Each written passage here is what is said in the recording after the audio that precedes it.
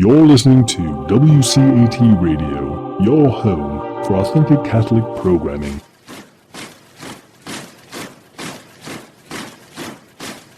Hello, Timothy.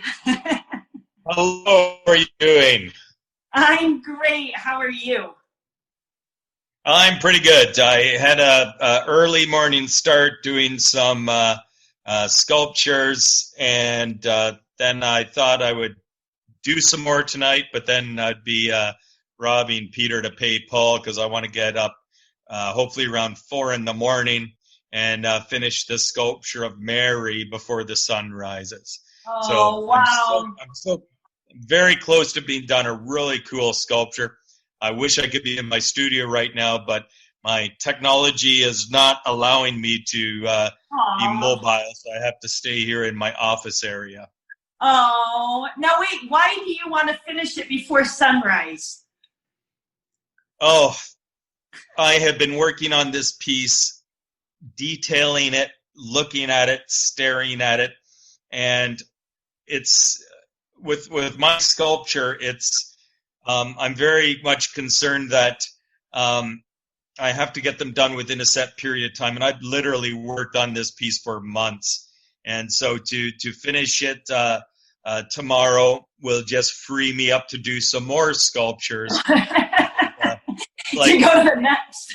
It's a horrible state because I feel that there's a set amount of sculptures that at the end of my life have the potential of not ever being created. You have that many on your heart that you want to do? I really do believe, and I have absolute faith that there are those masterpieces out there. It's like Michelangelo said that he sees the sculpture within the block of stone, and all he has to do is remove the material to release and let that sculpture free.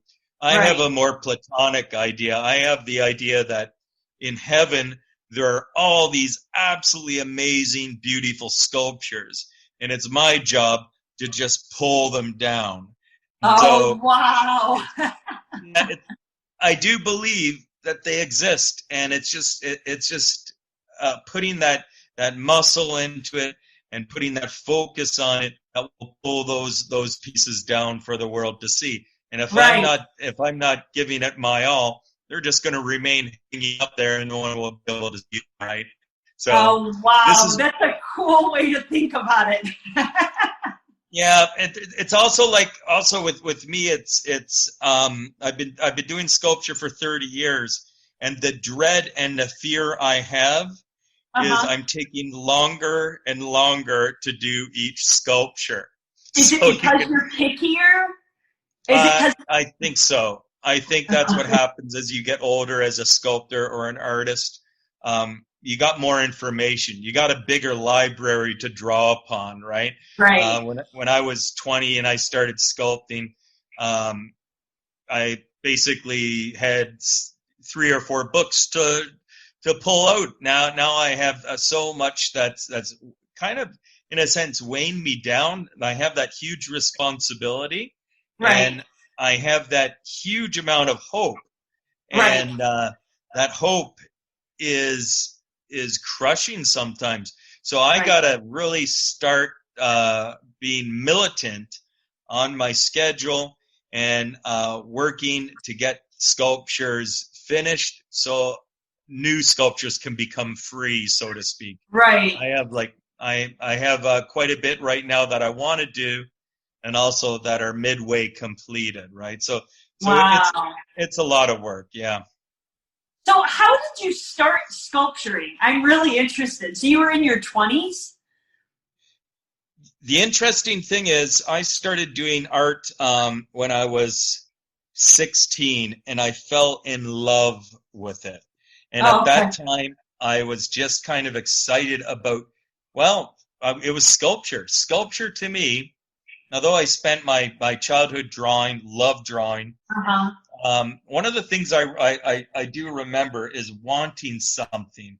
It was a toy when I was a child. and I couldn't have it. My parents said, "You can't have this toy." Right. And then, so what I did was I drew it. You made it. And bingo, I made it. And I remember that eureka moment where I thought, I have it now. I got it. I made it. Right? And I don't know how old I was. I was probably like 20, 26, probably like 5, 6. But the spirit or the fascination for artwork really hit me at an early age, where I realized that with my own hands, I can create that I want. And so I loved drawing, but it wasn't until I was 16 where I did a sculpture. Ironically, very similar to some of the work I'm doing right now, because I'm working on the Divine Comedy, Dante's. I just finished the Inferno, and the first sculpture I did when I was 16, it was this demon coming down and attacking this person, and I just absolutely loved it. It was like relief. It was kind of merging out of a flat surface, coming totally three-dimensional. And it was just such a beautiful, exciting idea to make a three-dimensional form that just totally excited me, captured me, and I was sold on the idea of artwork at that age, at 16. Wow. When did you start getting more serious about it? I started getting more serious probably when I was like 17. Really? Like right away? Yeah, and I remember basically just doing art nonstop, and it was to me it was very peaceful. My subject matter really was exploring everything at that time. A lot of abstract artwork to making these forms. As a teenager, I was thinking about the idea of art. I just love the idea of art and creating things, and I was persuaded, or I was kind of influenced by the other artwork that I was seeing in art galleries, which I didn't really kind of understand how negative it was at that time. So I was kind of making some of the abstract artwork I saw, thinking that was fun too. And I was in my last year of high school. I won a national first prize for a sculpture I made, and I got accepted to the at the time the most prestigious art college in Canada, which was Ontario College. Pardon me? Yeah, for sculpture. I mean, that's what you went and you studied then right from the get-go. It wasn't like you dabbled in other forms of art. Well, I still loved painting. I still loved drawing, but I was just seriously into sculpture, right? And and then when I went to art school, I went through an artistic kind of crisis at that point. I think I was at the point where I was giving so much of my life to this now, and it was like kind of no going back, right? I'm now 19 and I'm in art school, and my focus was so strong that I realized that, okay, this is what I'm going to be doing the rest of my life. But then I began to I went through kind of an artistic crisis in the point where I started to question the type of artwork that I was doing, the motivation of it, the people that I was surrounded with, and it actually was a very much a time where I was thinking that this is absolute bullshit. Why am I spending? Yeah, like why am I? Were you good? Oh, I was the best. But you still, yeah. So you still kind of were going through. Yeah, I was just like I was doing huge sculptures and everything like that. I remember the instructor of the head of the sculpting department brought me in his office, and he sat me down and he said, "Tim, I think you're recreating the wheel. One time you're doing like an abstract expressionist sculpture. The next time you're doing this. You should spend more time in the resource center finding out what issues contemporary artists are addressing today." And I thought, that's bullshit. You just want me to do what's trendy. I can see through this. If I want to be a sculptor, I should be spending as much time as possible sculpting and exploring everything. And at that point in time, I kind of got kicked out of the art school. Because of that? Well, no, I stopped. I had to take mandatory aesthetics courses, which I just thought was just patronizing and ridiculous. And I had to take other courses. I just basically started doing my own sculpture, and the sculpture, they began to be very large. And I was tapping the reason. I was staying at the school till like 6 a.m, and then all of a sudden they had a policy to lock the studios at 6 o'clock, and I was kind of banned from going in and sculpting all night. And then the marks came back of the zeros of the classes I thought were not very beneficial to me, and so I left, and I got a job working at a factory for 3 months, and then I left that, and I actually got my own studio and just started nonstop. And it was at this point in time when I quit art school that I began to really question all contemporary artwork. I began to think that, well, I'll tell you two situations that really hit me that kind of crystallized the concerns I had. And it goes back a couple years before, when I was 17 or 18. I was doing in high school, I was doing a Jackson Pollock paint by number project. What I did, I don't know if you know Jackson Pollock, he's a splatter painter, one of the crazy New York abstract splashes of paint, selling for millions of dollars on the wall. And so what I did was I took one of those paintings, I projected it on an opaque projector. I traced every little contour, every drip.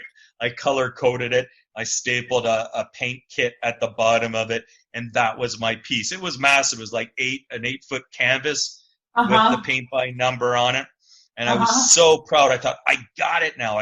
This is an amazing piece, right? My art teacher came in, Julie Burnett. She pointed at me and started laughing. And I'm like, what's so funny? She held up an Art in America magazine, and there Andy Warhol did a paint by number of an abstract painting in the 1960s. She laughed at me and said, your piece has been done in the 60s, right? And I thought, oh shit. And I was literally upset. I was a little bit happy that I was following in the footsteps of Andy Warhol. Right. Like at least you were on the right track. But you know what my thought was? Well, I can dazzle the canvas, I can reuse the canvas, and I can pull off the paint by number stapled kit, and it's a good canvas for another piece. And I thought, is that it, Tim? Is that it? Is that it? It's all about the first. Is this some stupid race that if you're the first person to hit that buzzer, you get the prize? Right. And I thought, there's no substance there. There's nothing there. You know, it's a stupid race to be innovative for the sake of innovation. Right. So I began to be upset about that. And I remember after I quit art school, I woke up and I had an amazing dream. And I thought, I'm going to spend the whole day sculpting this very powerful dream I had. And then I thought, so that's it, Tim. You're a professional dream interpreter of Tim Schmalz. And I had this heavy basic, this absolute heaviness of what am I doing with my life? Because Did you have it doesn't anybody warrant. encourage you? Did you have Pardon me? anybody? Did you have anybody encouraging you? Well, not at this time. I was basically out of art school. I left everything really, and that I was hanging on my own in a way. But I thought if I'm going to be spending my life being an artist, I do not want to just be so absorbed and just, and then I looked at the artwork that our culture triumphs, like, and the stories that go behind it, like Van Gogh, the half insane dude that cuts off his ear. And I noticed a trend in the contemporary artwork that was so focused on the macabre. It was so focused on the shock for shock's sake. Yeah. And it was so negative. It was like, the quintessential thing is Van Gogh, the suffering artist, the horrors of life and all this stuff. And I began to think, do I want to really be a full-time this? Right. And I thought, no, I do not. It doesn't warrant a human life to be sacrificed for such petty return, for such a ridiculous cause. It's a cause that I've learned later is kind of a cause of nihilism, right? Right. It's like what John Paul II said, we're in a culture of death. And what I saw in a lot of the artwork it's almost like I put on these glasses and with my experience, and I only think I could have seen so clearly because I was so devoted to art in general. But then I saw the absolute bullshit that was surrounding this art world, right? Right. Where a urinal turned upside down is lauded and put in the Tate Gallery or whatever gallery as an absolute masterpiece. And I'm like, oh my God.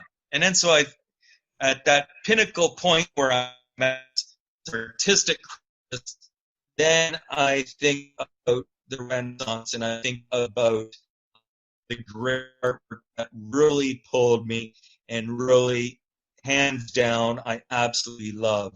And it's like Michelangelo, it's Da Vinci, it's artwork that is all Christian. Right. And then I began to think about, maybe there's another option. Yeah, the idea that it's Christian artwork is not just a coincidence. Right. There's something really there. And so at that point in time, I began to think back of my own spiritual beliefs. I had a conversion experience when I was 17, and I began to think that maybe what I should do is scrape off all this superfluous and try to search with my art the most meaningful things I possibly could discover and find. And so basically I started my own school where my teachers were the great masters, the great Christian artists of the Renaissance. And you studied them on your own. I did, and I copied. I would basically get a photograph, and I would basically copy some of the sculptures that really intrigued me. And then I began to get deeper and deeper into the theology and the ideas behind it, and that was basically my start as a Christian sculptor. And here I am at the age of 20 years old doing this. I'm living in my studio in downtown Toronto. And being on board and studio space of 400 square feet or so, and all the wonderfully vacant buildings that were still 30 years ago in big cities that you could basically rent out. I think $300 a month for my first studio, and actually it was $350 a month. And I would live there, and I would wake up, and I was sculpt Christian stuff. At that point, we didn't have the internet, so I'd be going to the library in Toronto, and I'd be getting pictures of saints, bringing them home and sculpting them. And it was interesting because I still remember the first crucifixion scene I did. And I remember, and at that time, I'd sculpt late at night, so a lot of times till early morning. And I remember just happy as anything sculpting this saint. I mean, sculpting this crucifixion.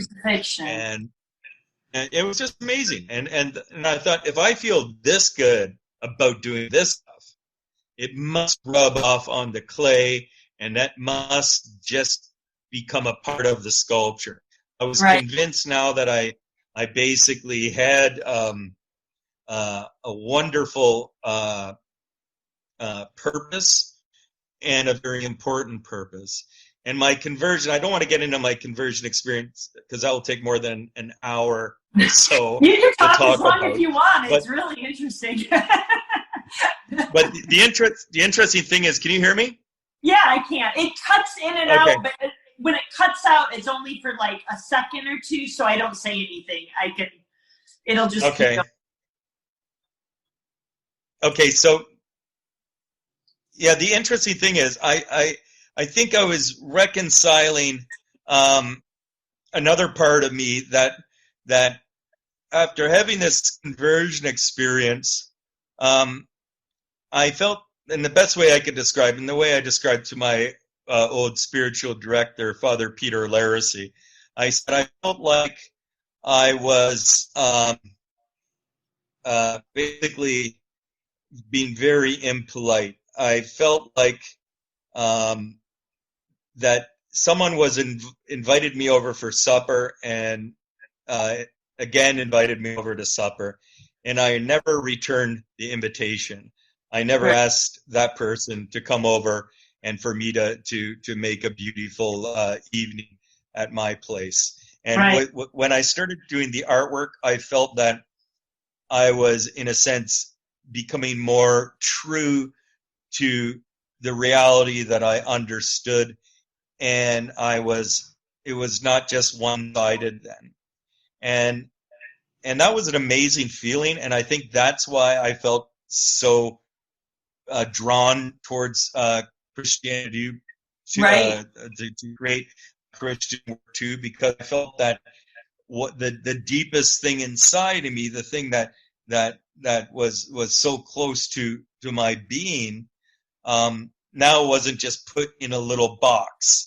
They say there's no atheists in foxholes, right? And that idea really resonated with me, that you can't just have a friend and call up a friend only when you need something, Tim, right? And I think that's how my spirituality was very, very contained in this little box. And by opening it up, I was basically taking my spirituality and making it an everyday part of my life, because I'm seeing it. I'm hands-on now, right? And so that's I think one of the reasons why I was at such peace at that time. And then as I continued to create Christian sculptures, and I actually got to the point very quickly that I didn't want to do anything other than Christian artwork. I quickly got deeper and deeper involved in this, because if you want to sculpt St. Augustine authentically, you can't just take a prayer card and copy that, right? You have to really kind of understand who you're actually representing. So it became, it was a lifestyle before. Art was my life, but now it was a meaningful life, and it was more Christian than it was art. And that's I think over the years I've become aware of that artwork is just the skin that's put over top of an idea, and almost the thinner that skin is, the more beautiful the art will be. Yeah. And so so that's an answer your question, how I began to do sculpture. And right. That takes me from a period of being a teenager into my first studios.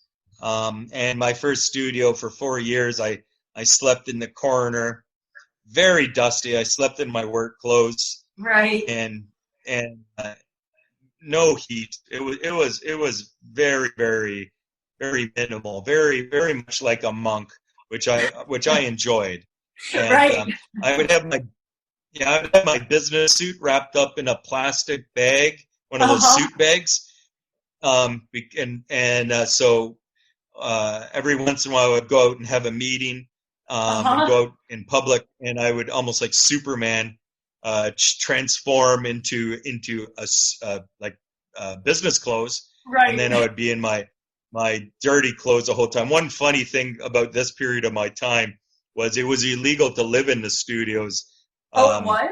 It was a big General Electric warehouse, and there was it was just a massive place. But my little studio was just one shelf. But I'd be working all night long, and right. I became friends with the Ethiopian security night watchman who walked this massive building at 2, 3, 4 in the morning, and he'd always come by and he would chat at my studio at 3 in the morning. No one else is alive at that point in time, except for this tall, he's one of those tall, almost bluish Ethiopian guys. His name was Salim. He was great. And and he'd talk about his life and everything as I would sculpt, because I can sculpt and talk at the same time and listen. And after 2 years of him on his night watch coming by and chatting with me a bit, he said, "Man, when do you ever go home, Tim?" As if he just realized I'm always there.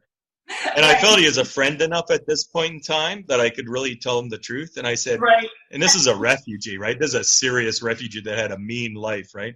And I said to him, "Salim," and I looked at him and said, "I live here, man." And he looked at me and he said, "No, you don't. It's impossible for you to live here." And I considered that awesome. So here's this guy that's had a wicked life, and he looks at my little studio here, and he's like, he said, I can't believe you live here. And he's like, "No, I can't believe it, Tim." And I'm like, "Yeah, I do," right? But it was interesting. Because, but that time, I was as happy as anything, and I would wake up every morning, and I would sculpt till a lot of times I would feel triumphant when the sun rose, and my studio kind of got that early morning glow, and then sometimes I would just crash, and I'd wake up again, and I would do it all over, and it was awesome. It was I was filled with happiness. Were you selling your work at that time? Were you selling it, or what were you doing with it at that time? I was doing about the same as I am now. I'd sell some of it, and then I would be just doing other things, right? And so it was a combination of that. At the age of, I think 22, I did my first life-size sculpture, and I was so excited about it. A life-size sculpture. It was a sculpture of Saint Teresa of Avila. And I took and I really loved Bernini's Ecstasy of Saint Teresa, which is Saint Teresa of Avila. Yeah. It's amazing. And so when I did my life size of her, I had her looking up as if she's seen something absolutely awesome that's going on right behind you as you're standing there taking a look at it. And so, so I started doing life size sculptures at the age of 22, I think. And so enthralled, so excited about that. And I wanted to, at that time, I also was really early on, and I think I've just, as I've developed as a sculptor, become more strong about this idea, wanting to do authentic representations of the saints. I remember I went to one in my early 20s, I went to one shrine area, and it just crushed me. It just pissed me off beyond belief, because all the saints basically had a stamped face. Oh. And I couldn't tell the difference between St. Elizabeth Ann Seton and St. Katira Tekakwitha. I couldn't, the same face, right? Same company. Right? I began to be very angry at this kind of no care taken to represent the saints, where, you have St. Thomas Aquinas, who, other than a little modification, will look like any other saint. And I was just so angry at that. Right. And I was so angry also at what I was battling, because at that time I still was in that Toronto kind of surrounded by artists and everything. And they would look at me like I was a UFO, because here I am doing Christian art. And I saw so many preconceived stereotypes. None of them were positive about Catholicism as I entered the normal world. And I think every Catholic, if they're aware, will sense this kind of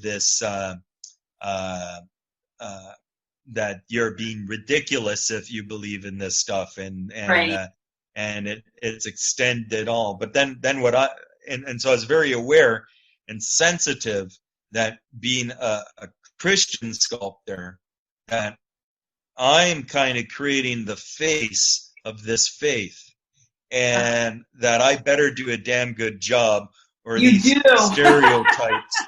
You do, though. Thanks. If I don't, these stereotypes will be perpetuated. Right. Do you understand? And so it's like I was very much intent on bringing that understanding of what Catholicism or Christianity, in the larger scope of it, what it is to me, which is hardcore, which is awesome, which any secular atheist person, if they really were introduced to it properly, I think would be able to be converted. Right. If it was presented properly. Right. But oftentimes it's the opposite. It's like it's done in such a way. And I think also with the artwork, that I've seen some pieces of artwork and presentations of artwork that I thought, this has to be intentional. This has to be intentional. And what it is they're creating a wall where only the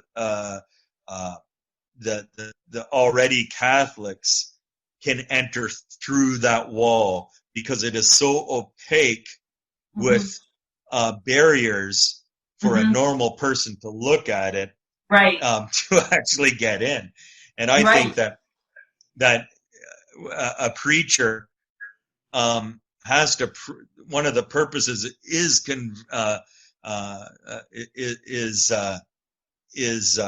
bringing new people into the faith. Why preach just to everyone already believes in it? Well, there's a point to that too, right? But also to convert people, and to go to preach to the secular people. That's I think a responsibility of Christians. But it's a tricky thing to do. But I think artwork has untapped power to do that. But I also do believe it can act as a force field that no one would want to touch it. No one would want to go close to it, right? And so I'm very sensitive that one of my greatest compliments is if a truck driver that doesn't know very much about Christianity, if he looks at my sculpture and says, that's absolutely awesome. Like I said, it's just a skin. So what he's really saying is what that theology is beautiful. And that's the highest aspiration I think that I can try to attain with my artwork, to bring other people in to see the beauty of Christianity. No, I agree. That is incredible. A lady, one of the professors at seminary interviewed me on my book, but she was telling me about her conversion, and she was like a radical feminist way outside the church.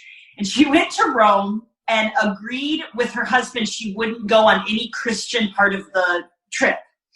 But one day she found herself in a church before a statue of Our Lady of Sorrows, and what you said happened. She said, I didn't know who this woman was and what Our Lady of Sorrows was, but I thought I need to know about a religion that has this beauty in a statue. And she said, later when I came to the church, then I studied what that was, but it's actually what you're saying. It was somebody way outside the church that encountered beauty, Mm-hmm. and it spoke to her in that way where she's like, I don't know what this is, but this is truth, Yeah. And that's why I think there's one special person that I really want to introduce to Catholicism, and I'm hoping to do it as soon as the pandemic stops. I hope to do it in Rome, because Rome has that power when people go there and they see that beauty that's surrounding them.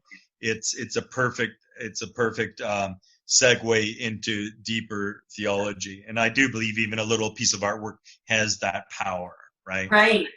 But well, and I think your artwork does. I'll tell you, when I graduated from Notre Dame, that was in 1999.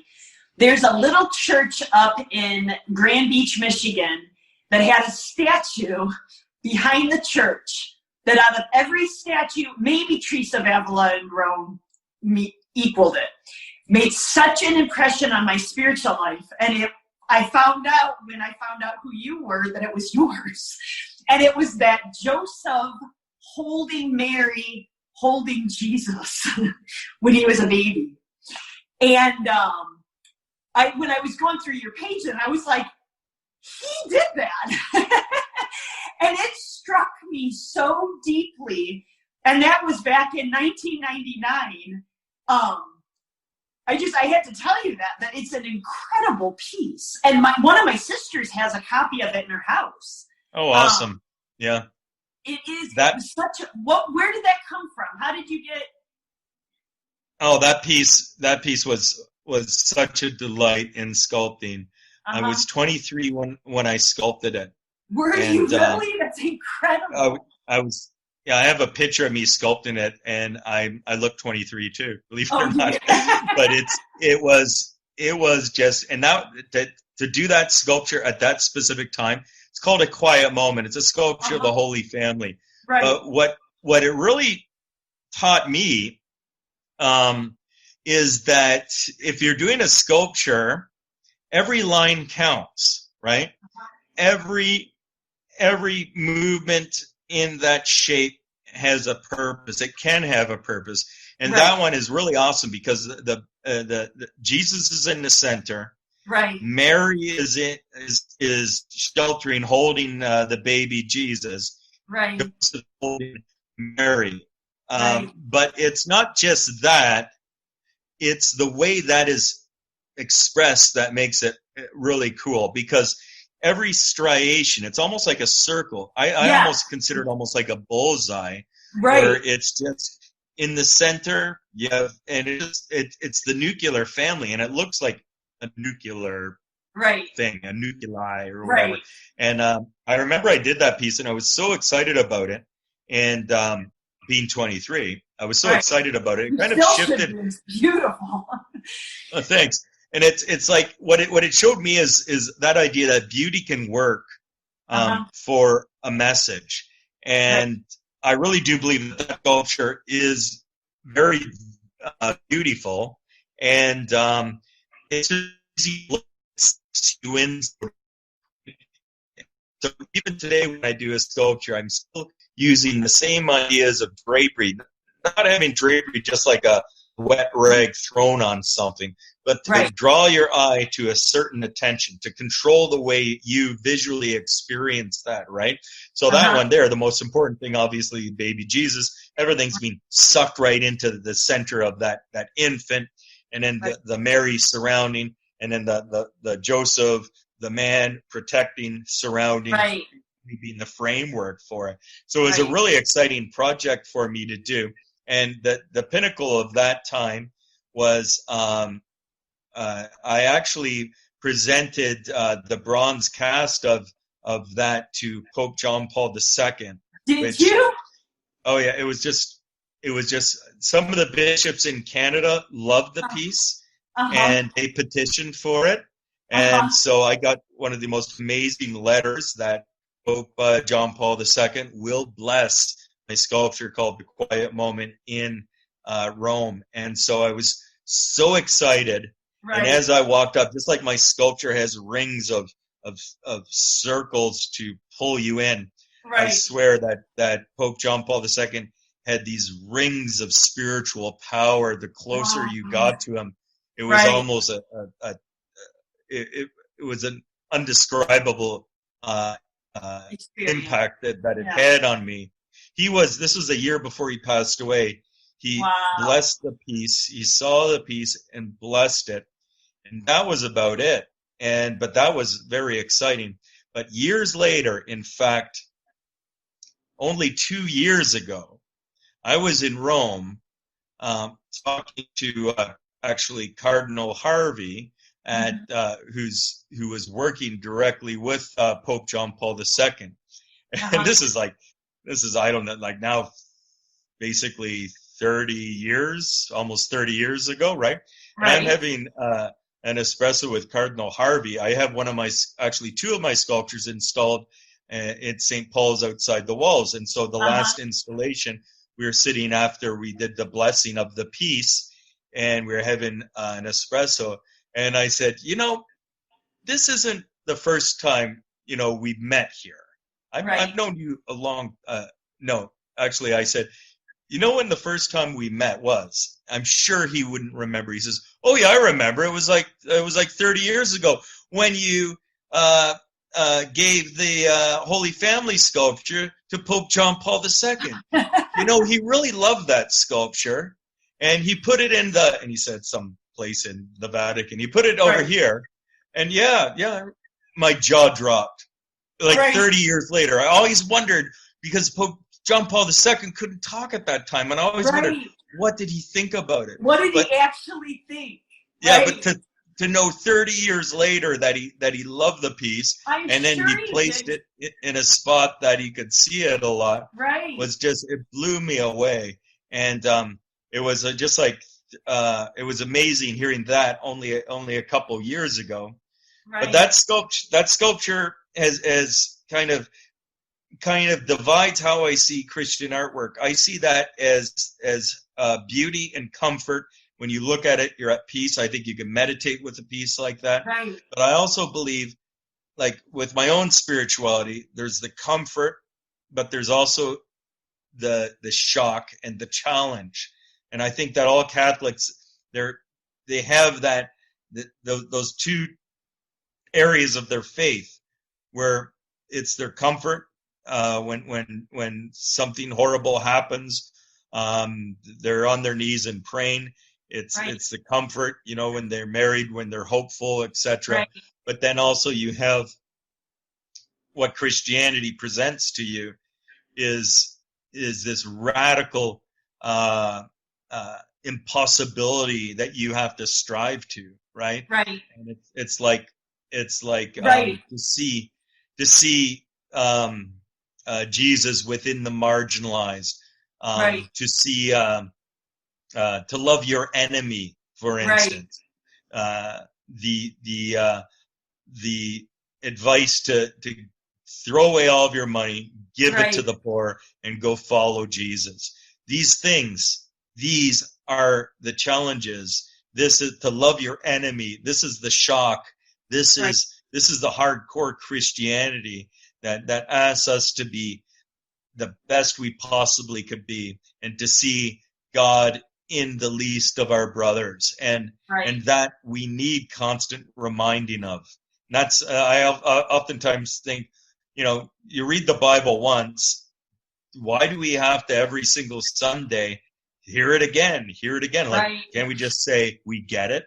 And no, we don't get it. We never do. We need that constant affirmation, that constant reminder, because of our corrupted nature. We need that as a constant in our life, we need to hear it. And with my artwork, what I hope to do is make people see it, in a sense.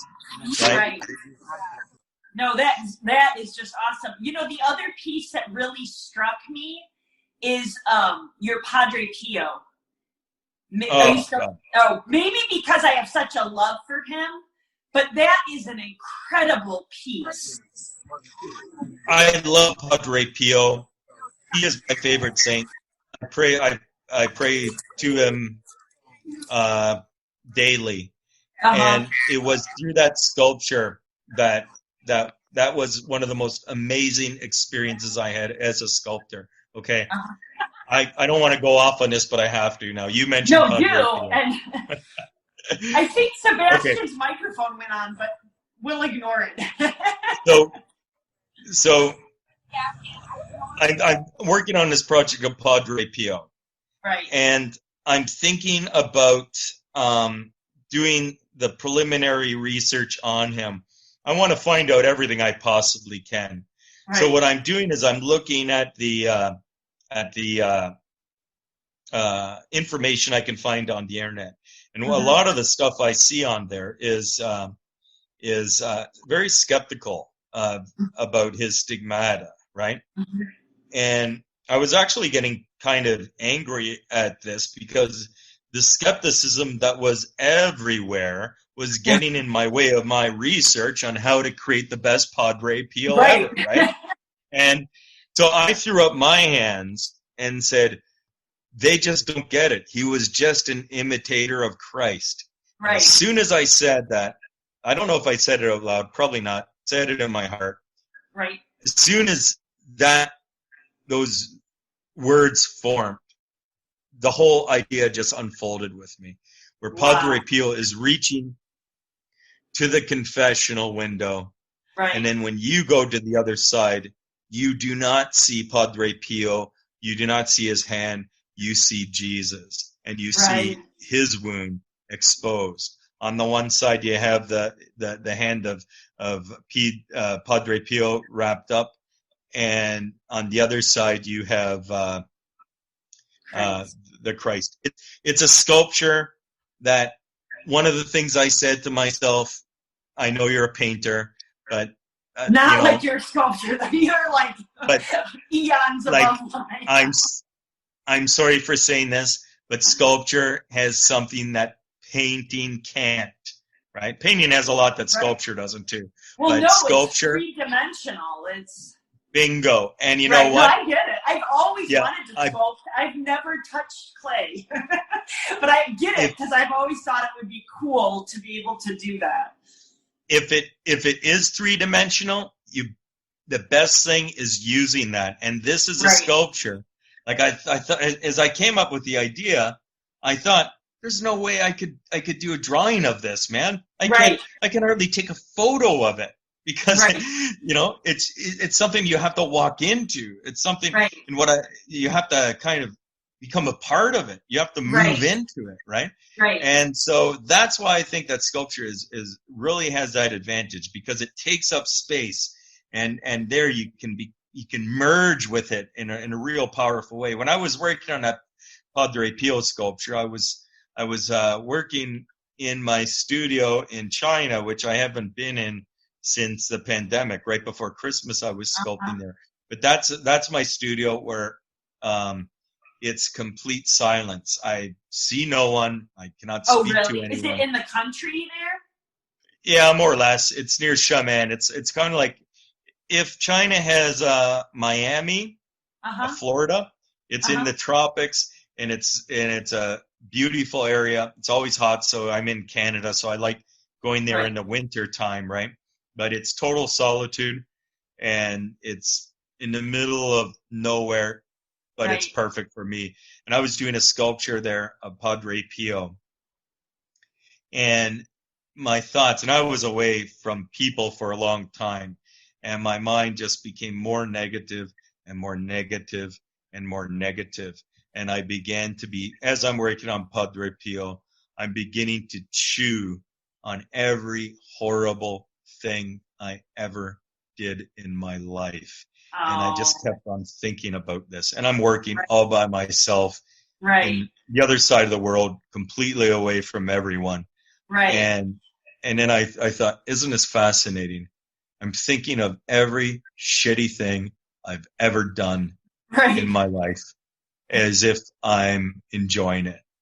And then I thought, well, look at what I'm doing here. I'm actually doing a sculpture of St. Padre Pio at a confessional. Maybe I should turn this around, and each time I put some clay on the sculpture, I should say a prayer, and maybe this is my confession right now that I'm confessing. Yeah, and it was just, so I took that very negative experience and I made it a beautiful opportunity for prayer.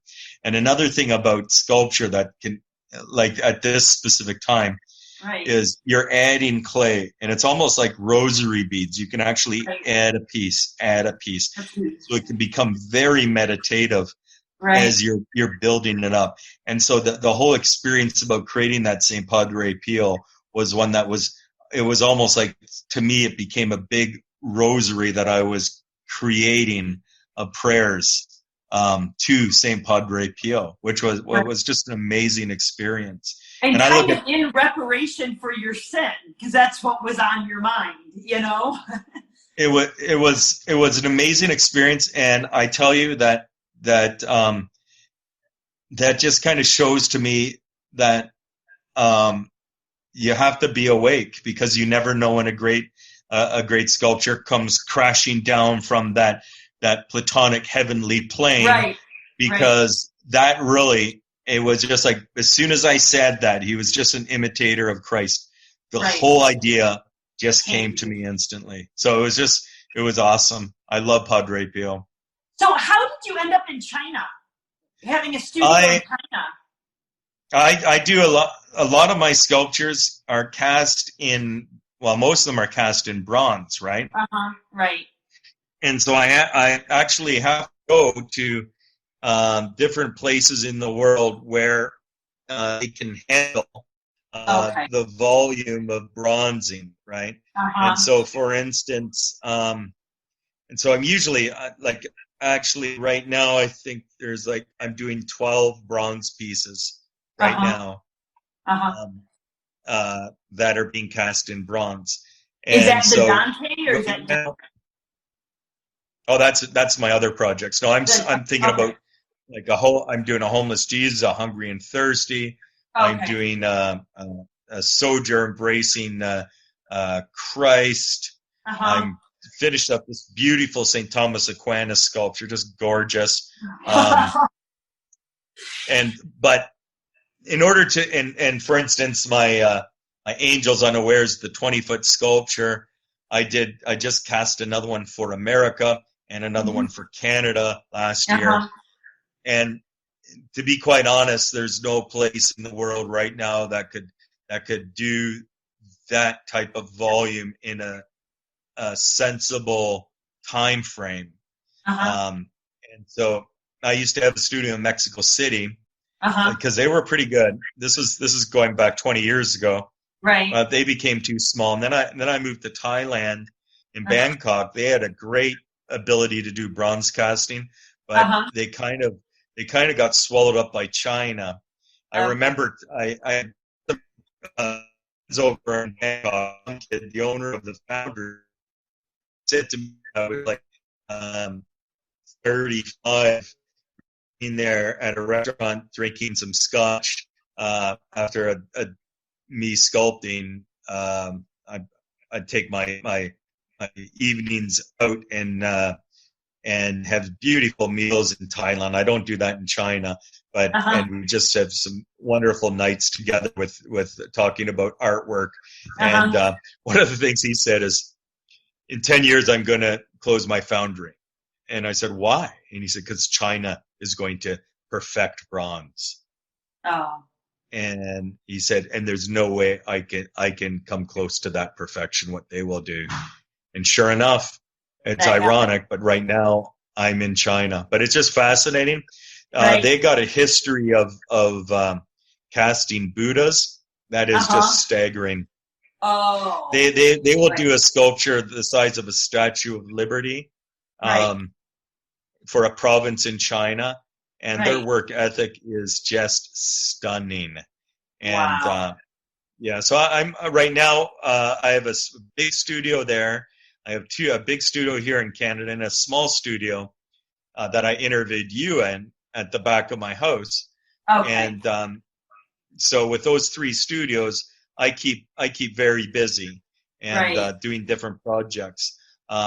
So a big piece, 20-foot sculpture, they can do it they can cast it in a half a year, whereas a Canadian or an American foundry, that would stop everything, right? Okay. So they can cast a 20-foot sculpture of mine while they're doing all my other stuff, right? And so one of the is that why, do you make what needs to be casted in China, or do you have to somehow transport it over there? Well, I'm working on a 20-foot sculpture here in Canada, and when it's done, then I'll transport the mold over to China, and then buy a mold, I use it, and I too, so it gets there in like 3 days, right? And then I'm over there, and I'm watching the burning casting and everything like that. But I'm also doing more sculptures. I did St. Thomas Aquinas before Christmas. It's just gorgeous, right? Wow, and, incredible. And it's basically the same as I was when I was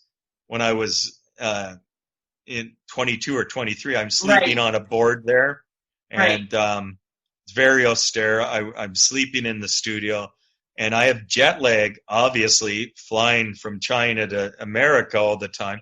But I have learned to use it to my advantage. So when I'm not sleeping, I just get up off my board and sculpt, whether it's 3 a.m. in China. I don't care, right? I'm sculpting. And I actually have my Bible tapes over there, and I got my ghetto blaster. I usually, for the last 4 years, I've been listening to the Bible on repeat.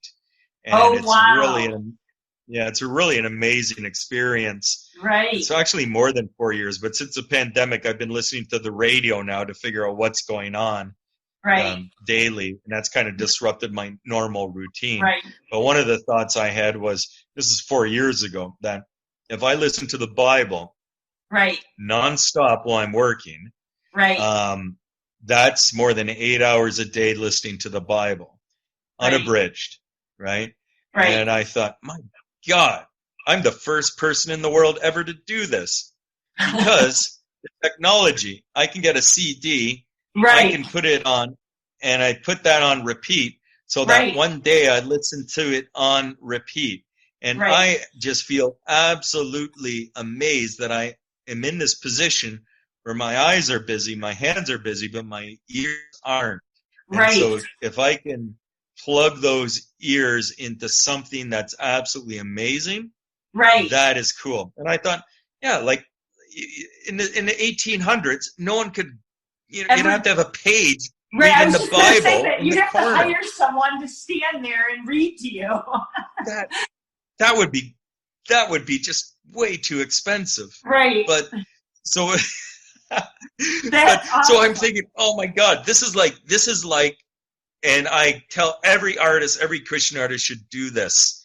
It is amazing. What I'm listening to is Gamesburg, the sound of it. It's like a game version. I got it cranked, and you got a British person reading it, and it actually, Stephen B. Stevens is an American, and he's one of the best Bible readers possible. Stephen B. Stevens. He's better than English accent guys, right? And he reads the Bible, and it will blow you away. And the thing is, it's almost like the monks. And like while they copied the Bible, but you're doing it with your ears, right? It's like you're and I'm telling you, it's something that sustains me. And it's interesting because you have the people that worked on the railroad. I thought about this. You have the people that worked on the railroad, and if you talk to them, right, or if you look at the history, there's a certain way they would hammer the spikes. They would swing their hips a certain way. They would hold the hammer a certain way. And I heard that if a normal person that didn't have the rhythm and the skill on how to hammer the spikes all day long, they'd be burnt out within a day or so. Because you think, how could these guys, and they're thin, wiry guys, how can they do this day in, day out? Well, they had a technique that they could sustain themselves day in, day out with this hard, laborious job. Likewise, I think with being a visual artist, you need to develop techniques. You need to develop a way that can sustain that solitude and that concentration. And what I found is by having the Bible on repeat, it puts you in this mindset that is sustainable.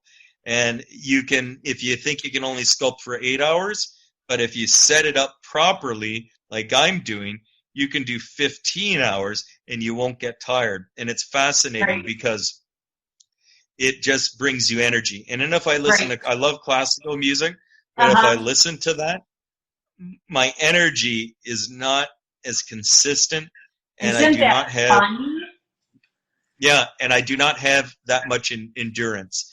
And if you listen to BBC or CBC, your energy just goes down the drain after like 8 hours. You'll and don't talk about normal pop music or anything. It'll just kill you, right? But it's fascinating. So I actually started doing the same thing at my studio in China. So I have my Bible and tapes just sitting there waiting for me to come back. And then that's what I do. Every new day I have a new disc. I put it in, and then it goes on repeat. And that's my day. When a new day comes, I get a new tape, right? I put it in, I listen to that. And it's fascinating because you can listen to the Bible once. You can read it, and you can page through it. But there must be something else that happens if you're listening to it day in, day out for years. There must be something else. I agree. I actually have an CD that I've used when I paint, not to the extreme you're talking about, because I don't do it 8 hours a day or 15 hours, but I understand what you're saying. And I can't remember who it is that I have. I think mine is multiple voices reading it, like the different characters of a different voice. Be careful. Be careful. I have this one tape. I have this one reading. And whenever, like, oh my God, like the Old Testament's fine, right? Right. But then they have this piano music that comes up whenever Jesus talks. And it's like, it might be great for the first, 1 hour, but after a while, that piano music just really corrupts your whole experience, right? Right. But but it's I'm my own guinea pig for this, but I do believe that if you bring out that positiveness, and it's almost like visual or audio wallpaper in my studio too.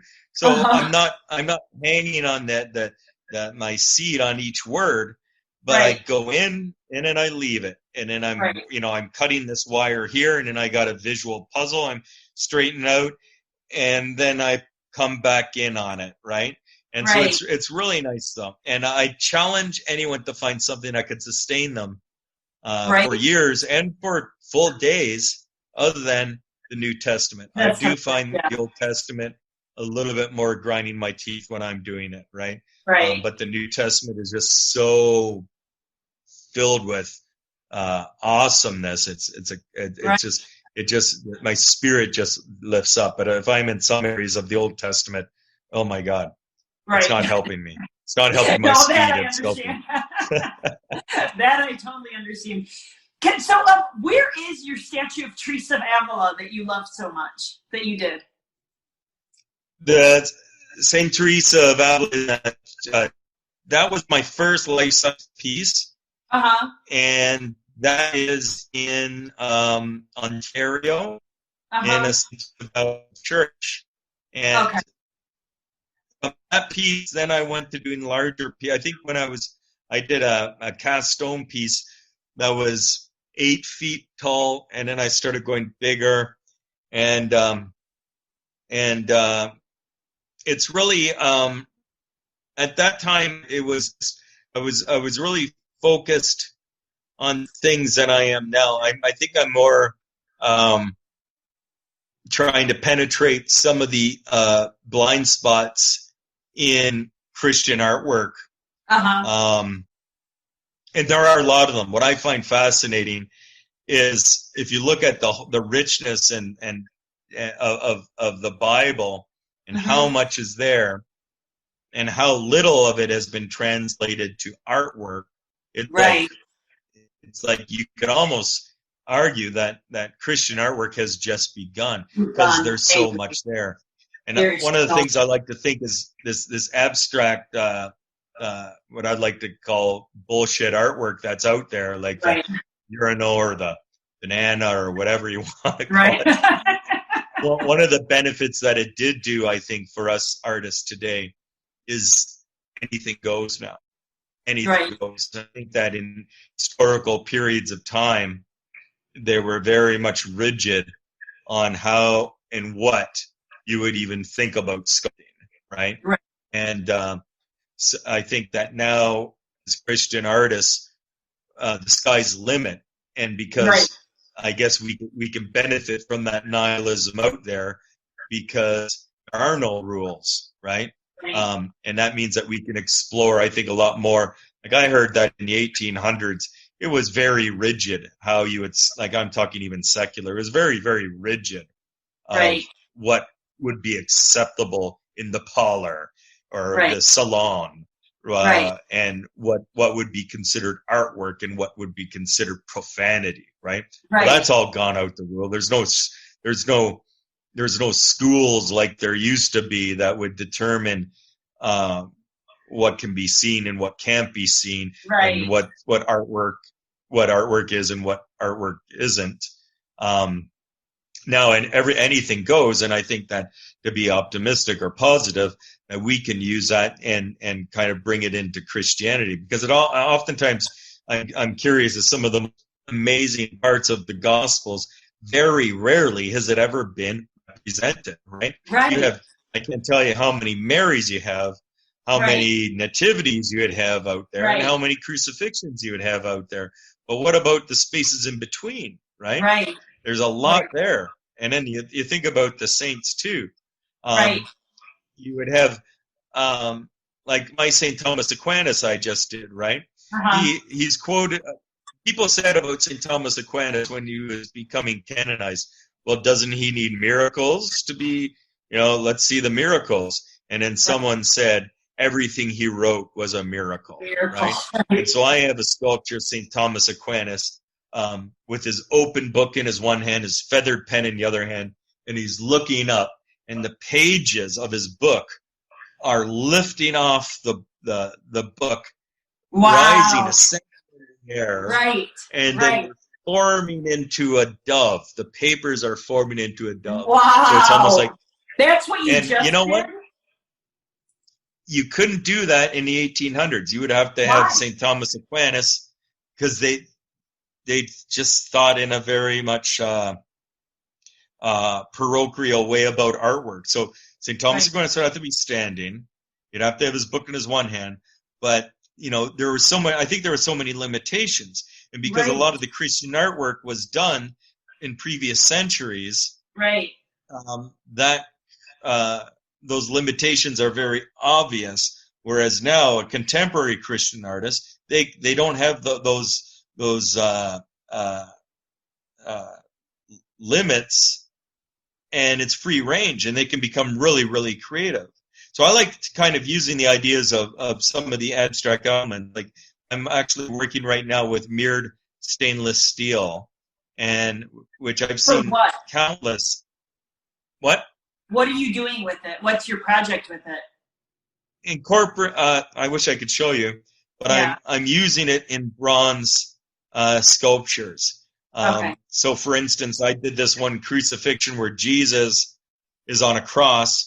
The cross is out of the stainless steel, and it's twisted in a way that it captures all the clouds. And if you walk up to it, you Oh, become a part of the cross. Your reflection goes into the cross, right?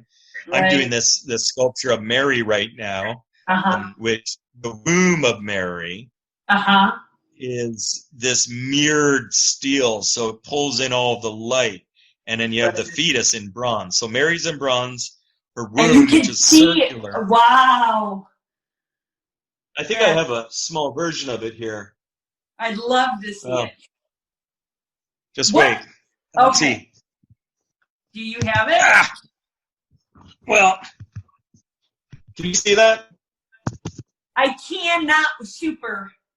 Oh, there you go. No. Oh, wow. Wow. Can you see that?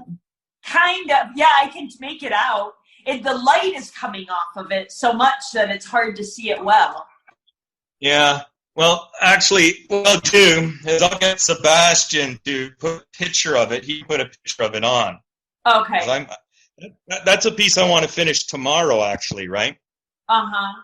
And it's Incredible. life-size. It's awesome. But what is your all-time... It's Mary. Right. You can't see that. Oh, I can see it. I can see it. Not super well, but I would love to see it. I'd love to see your life. Yeah, Sebastian can post a picture of it. Right. I'm sure he can. He's like a tech genius here. But yeah, to incorporate other things. Right. So what I feel is that we can rob the benefit, or we can take the benefit of what abstract artwork has given us and use it for good. Right. And that's what I like to say.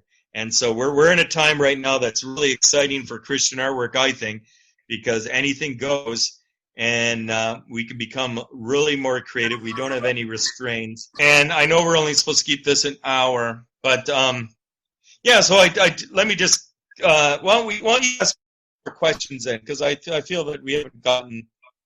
That's okay. No, it's all so interesting. I wondered what your favorite piece you ever did was. Oh, my favorite piece. Do you have one piece that Yeah, I think so. I think it would have to. Right now, I think it would have to be the homeless Jesus sculpture. Okay, that's awesome. The sculpture.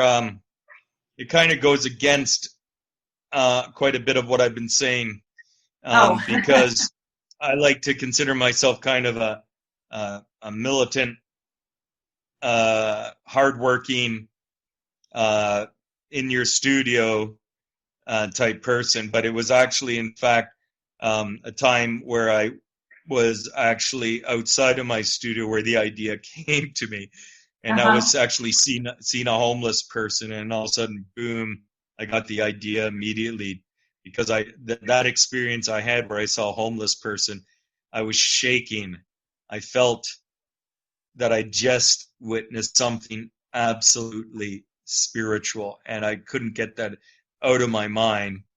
And it was such a dramatic impact on me. It was such a slap to see this figure. I'll give you two reasons why I presume. It was a long time since I was in a downtown inner city. And if you live out in the country for a while and then you go into a city, you see the homeless people. You really see them. Right. And whereas a year later, you can almost walk over top of them because they just become these obstacles. And unfortunately, that's what it's like in a sense. But if you're new to a city or you haven't been there for a while, it just shocks you, right? And this one figure, this one human, was completely draped up in a blanket, and I didn't know if it was male or a female, but it was just this human form. And it was a contrast with this sleeping human form in one of the busiest streets in Toronto, University Avenue. That the contrast, the fact that I haven't been in a big city for 3 or 4 months. I'm in the middle of nowhere here.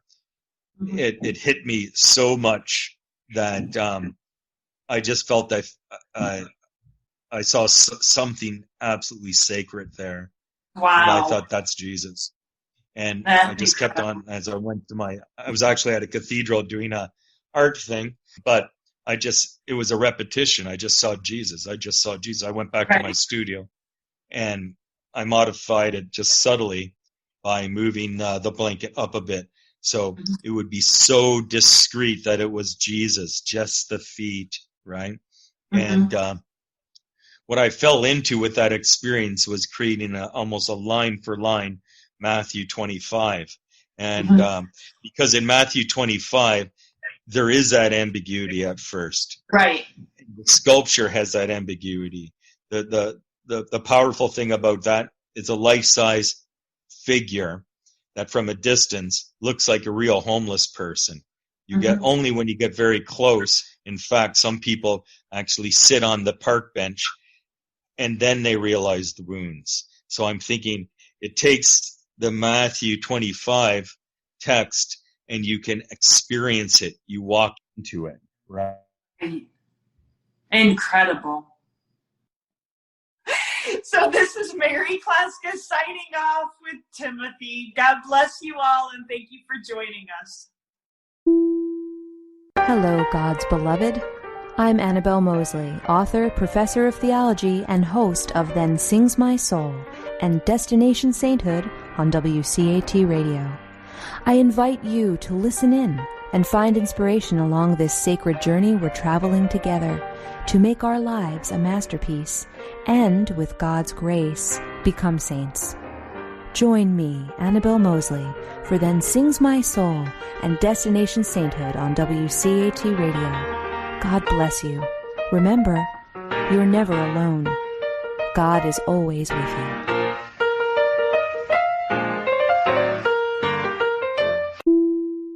To a production of WCAT Radio. Please join us in our mission of evangelization. And don't forget, love lifts up where knowledge takes flight.